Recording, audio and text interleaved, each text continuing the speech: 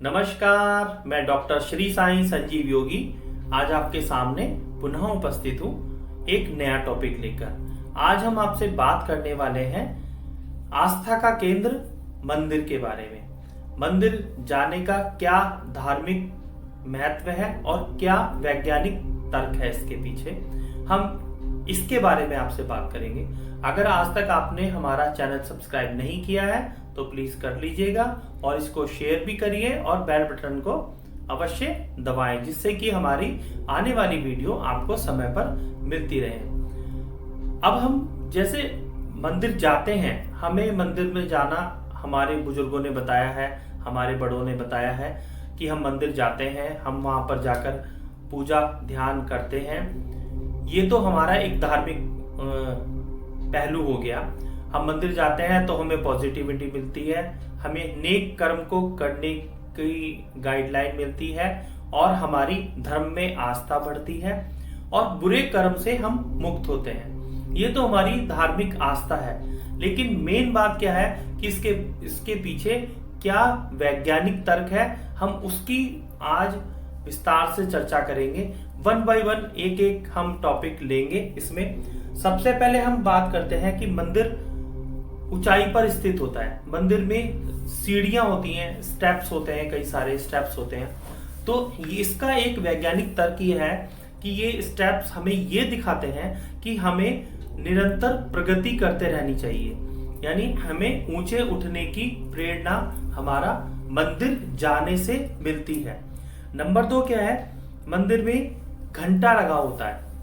अगर हम देखते हैं जैसे हम 3-4 स्टेप्स भी होंगे या 8-10 स्टेप होंगे किसी मंदिर में, तो वहां पर जैसे हम ऊपर जाते हैं तो वहां पर एक बहुत बड़ा एक घंटा लगा हुआ होता है। उस घंटे को हम बजाते हैं, उसके नीचे खड़े होकर हम जब ऐसे हाथ से उसको बजाते हैं तो हम उसके बाद एंटर करते हैं मंदिर में। उसका महत्व, साइंटिफिक महत्व क्या है कि वो एक मेटल का बना हुआ होता है, ज्यादातर वो घंटा ब्रास का होता है और जब हम उसको बजाते हैं, उसके बिल्कुल नीचे खड़े होकर हम उसको बजाते हैं तो हमारी जितनी नेगेटिविटी होती है उससे हमारी मुक्ति हो जाती है, क्योंकि जो वाइब्रेशंस होती हैं, जो तरंगे उससे निकलती हैं, हम उसके बिल्कुल नीचे खड़े होते हैं, वो हमारे ऊपर स्प्रेड होती है और वो हमारी जितनी नेगेटिविटी होती है मंदिर में अंदर करने से पहले वो हमारी सारी नेगेटिविटी को किल कर देती है। नंबर 2 पर आता है मंदिर की बनावट, यानी मंदिर की बनावट।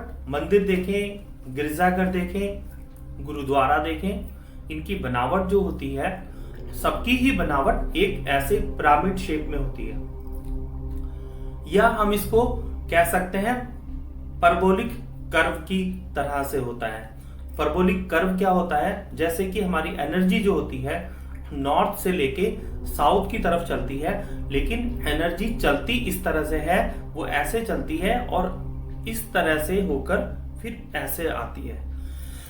यानी उसका अगर हम देखें, उसकी जो एनर्जी की जो दिशा जो होती है वो ऐसी ही होती है जैसे कि मंदिर की हम ऊपर की बनावट देखते हैं कि उसमें एनर्जी फ्लो होता है। और ये जो पिरामिड होता है इसमें भी एनर्जी का केंद्र ऐसे ही होता है, क्योंकि इसकी भी बनावट इस तरह से होती है। इसमें एनर्जी जो है वो अट्रैक्ट होती रहती है और नीचे जो इसके जो मूर्तियां रखी होती हैं उनको एनर्जी मिलती रहती है। मंदिर का नंबर 3 पे आता है, मंदिर का ऊपर की जो बनावट होती है उसके ऊपर एक कलश लगा हुआ होता है। कलश एक मेटल का होता है, उस मेटल में पंचतत्व भी होता, पंच मेटल भी हो सकते हैं, वो अष्ट धातु भी हो सकती है। उसमें क्योंकि क्या होता है कि वो एनर्जी को अट्रैक्ट करते हैं, इसलिए उसके ऊपर वो कलश स्थापित किया जाता है।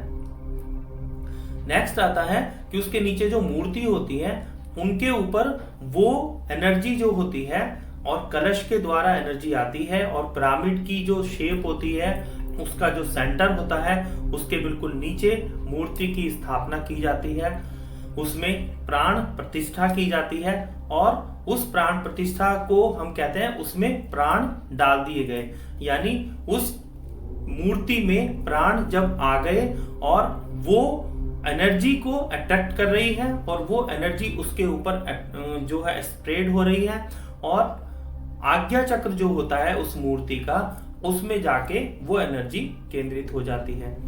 नंबर नेक्स्ट आता है, जब हम उसके सामने बैठकर प्रे करते हैं या किसी भी मंत्र का उच्चारण करते हैं तो वो उस अमुक मूर्ति से एनर्जी जो वाइब्रेशंस मंत्र की होती है या हम जो बोलते हैं उसकी वाइब्रेशंस जो होती हैं वो वहां पर भी उसी तरह से ऊपर से नीचे जाकर मूर्ति पर स्प्रेड होती हैं और वो हमारे ऊपर पड़ती है और हमारे पॉजिटिव कर्मा स्टार्ट हो जाते हैं। जब हमने पूजा कर ली मूर्ति के सामने और उसमें से हमें पॉजिटिव वाइब्रेशंस मिल गई तो हम भी पॉजिटिव हो जाते हैं और हमारा मन, मस्तिष्क और कर्म में वो आ जाता है, हमारे कर्म भी पॉजिटिव होने लगते हैं। लास्ट आता है कि जब हम मंदिर से निकलकर एक वहां पर पंडित जी, हमारे पुजारी, हमारे जो वहां पर पूजा पाठ करते हैं वो बैठे होते हैं, उनके पास में एक सबसे महत्वपूर्ण चीज होती है, वहां एक आपने देखा होगा एक छोटा सा तांबे का एक पात्र होता है, उसमें तुलसी पत्ते पड़े हुए होते हैं और एक तांबे की ही एक स्पून होती है उसके अंदर, उससे वो बोलते हैं कि ये लीजिए चरणामृत ले लीजिए। वो चरणामृत क्या है, उसका अगर वैज्ञानिक तर्क देखें तो वो क्योंकि कॉपर होता है, कॉपर जो होता है वो नेगेटिविटी को और जितने बैक्टीरियाज होते हैं उनको नष्ट करने की उसमें क्षमता होती है और उसमें तुलसी के पत्ते जो पड़े रहते हैं वो हमारे को जो है बैक्टीरिया रहित बनाने में हमारे लिए बहुत काम करता है। जितने भी अगर आज आप देखें कि जितना अगर कोरोना फैल रहा है तो उसके बचाव के लिए जैसे काढ़े में सबसे महत्वपूर्ण जो चीज है वो तुलसी पत्ते हैं। ये हमारे बुजुर्गों ने, हमारे ऋषि मुनि ने धर्म में इसको इसीलिए डाला कि हमें आने वाली बीमारियों से हम बचते रहें।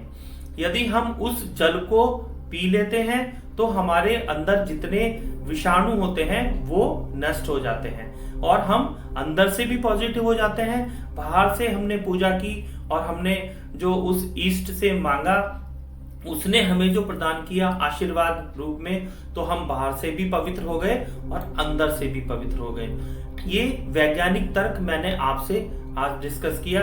अगर हम डेली मंदिर जाते हैं तो हम हमारे धर्म के अनुसार हम बचे रहेंगे और हम आस्था को हम मजबूत रखेंगे तो हम शारीरिक रूप से और मानसिक रूप से हम दोनों ही तरह से स्वस्थ रहेंगे और कोरोना क्या, अगर कोई भी बीमारी आने वाली आती है तो हमारे ऊपर कुछ भी उसका असर नहीं हो सकता।